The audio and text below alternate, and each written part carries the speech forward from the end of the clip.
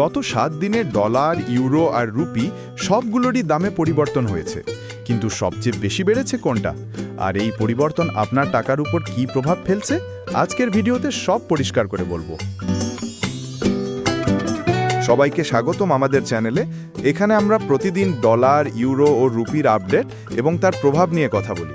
চলুন প্রথমে দেখে নিই 12 এপ্রিল থেকে 18 এপ্রিল অর্থাৎ গত এক সপ্তাহের রেটগুলো। 12 এপ্রিল ডলার ছিল 111.3 টাকা, 18 এপ্রিল হয়েছে 112.3 টাকা, মানে এই কয়েকদিনে ডলার মোট 1 টাকা বেড়েছে।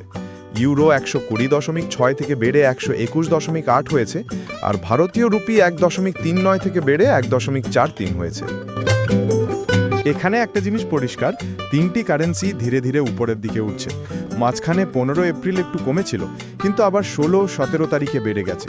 এটা বোঝাচ্ছে বাজারে একটা আপওয়ার্ড ট্রেন্ড চলছে। এখন প্রশ্ন হচ্ছে, এই দাম বাড়ছে কেন? এর পেছনে কয়েকটা কারণ থাকতে পারে। ডলারের চাহিদা বেড়ে যাওয়া, ইম্পোর্ট খরচ বাড়া, বাংলাদেশি টাকার মান কিছুটা দুর্বল হওয়া। বিশেষ করে ডলার বাড়লে আমাদের দেশের ইম্পোর্ট কস্ট বেড়ে যায়।